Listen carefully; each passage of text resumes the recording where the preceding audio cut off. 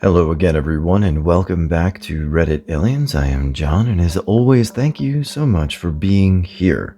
A good topic for you today. I think it's something that we all like. Let's do it. Medical workers of Reddit. What's a near death experience that you've witnessed from people?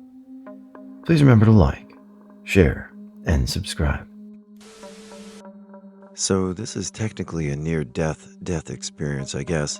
A hospital I worked at used the mechanical compressors. So instead of people doing chest compressions, we would strap this machine on and let it do the work. It was actually pretty effective. Got called to a code. Patient was out. Strapped the machine on. Patient wakes up and starts yelling at us to stop. It hurts. Turn the machine off. Patient goes down again. Turn the machine on. Patient wakes up. We did this for what felt like forever. The patient, by the end, was crying and asking what was happening every time we started the machine. In the end, we were not able to save the patient. It still stands out as one of the most traumatic things I've seen or done in my 20 plus years of working in the medical field, and that includes working in a big city trauma center. We coded a 50-year-old lady in the ER for like 10 or 15 rounds, once that was showing pulseless electrical activity, P, a rhythm where the heart is circulating almost no blood and essentially flatlining, on the monitor, and the doctor running the code was about to call it. The people switching off on compressions were already starting to drip with sweat, and some were looking at him like, "You gonna call it or what?" After one nurse spoke up, he ordered one more round of EPI and chest compressions and encouraged us to keep going, probably already the longest code I had seen a doctor do without any reassuring results. Sure enough, she goes back into normal sinus rhythm after this last effing round, and we stabilize and ship her to ICU. 5 days later, she comes back through ER to thank us, speaking in clear, coherent sentences. I've never seen much more shocked by a patient than to see this woman wheel back through the ER looking like she had a minor bad day. Not only did I not expect her to make it out of the code, but I also didn't expect her to make it out of the ICU, as not many people in P for that long will. I think she was the only one I'd ever seen survive until discharge, and when she did, I sure as hell didn't expect her to have the energy to come back and visit us, to expect gratitude with no speech deficits or difficulty forming cohesive thoughts. This particular doctor was usually quick to call codes that seemed to be going nowhere, so I'm not sure what made him do things differently this day. But he must have seen something none of us did, and I'm glad he did.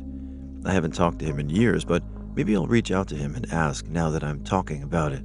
I'm sure he had his reasons, and maybe we'll never know, but you can guarantee that that woman and her family are probably very grateful. When someone inadvertently hits their vagal nerve while repositioning and already sick. Also, the patient who came in after an allergic reaction, blue as shit and mottled throughout the body, barely coherent, no CPR needed, just drugs. 3 hours later, returned back to normal color and talking and laughing with staff. Wild stuff. This was many years ago when I was a nursing student and working part time at a hospital. A patient had really severe throat cancer, and one of the tumors eroded her carotid artery. Blood was the only way to describe it, was just gushing out in a pulsing fountain. It took what seemed like hours, but somehow the doctors were able to close the hole long enough to get her into surgery. She lived a few more weeks afterwards. We were all just covered in blood. I went home in scrubs and just threw my entire uniform and shoes away. Probably not exactly what you mean, but I took patient up to the OR. The knife in his chest twitched with his heartbeat. The flat of the blade was pressed up against the right ventricle. Each time it filled with blood, it pressed the flat of the blade and moved it. Had he been stabbed half a heartbeat sooner or later, he would have been stabbed in the heart. I'm not a doctor, but I am a lawyer, former public defender. I had a client charged with assault with a deadly weapon. The guy my client shot went to the hospital and coded out in the ambulance. The ER doc testifying at trial said a cop had accompanied the victim and the EMS to the hospital. The doc apparently went up to the cop and told him, since they had several medical students observing at the hospital, they were going to rotate them in and do another round of CPR for the experience. While the med students were doing the CPR, the guy came back to life, and tried to get up from the ER table. I observed a level 1 trauma team work on a man who apparently had shot himself in the head, I believe with a shotgun. I did not get a good look at his head, but there was blood everywhere all over his body. Somehow, he was still alive. The saddest part was when the paramedics found him, his dog was sitting on his lap trying to protect him. I had to leave the area and find the person I was supposed to shadow, so I have no idea if the guy made it or not. Saw a guy get hit by 3 cars, get thrown into the air each time, then run away. Saw a guy jump from the 12th floor, land on wet grass, only injury was he was winded. Saw a guy jump from a bridge, land on a car, only injury was jumper had a broken finger, and car driver, car completely caved in, had a graze on the tip of his nose. Personal favorite, had an arrest, worked it for 30 minutes. A systole throughout. Went to call it. It was midnight, so we did another minute to get to 0001, as we couldn't agree what the date was.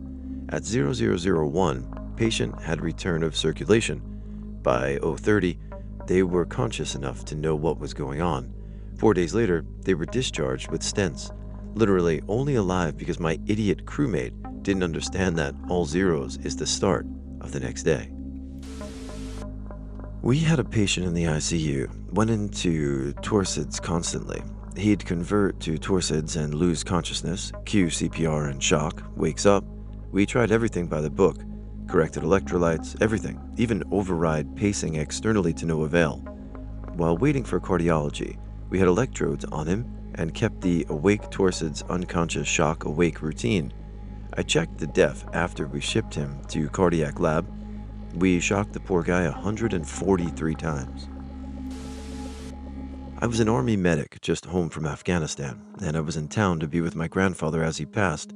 I was giving him some time to himself, briefly, and got a call to help him move from the toilet to his chair. When I scooped him from the toilet, he let out a gasp before coming to, as I placed him on the couch. He then asked me for some tobacco. He started to doze off to what I thought was sleep, so I gave him a few more minutes of sleep. I went back about my business because my aunt was with him. While I showered, I felt a rush as though someone was watching me. Immediately afterwards, my phone rang. It was my aunt screaming, "He's gone." The near-death experience was when he came to after I lifted him off the toilet. He was barely hanging on, but he held on a bit longer.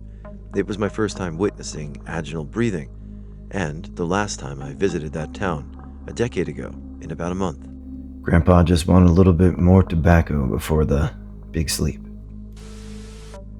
I'm the opposite here, but a nurse later told me that the look I had on my face during this interaction was unlike anything he'd ever seen.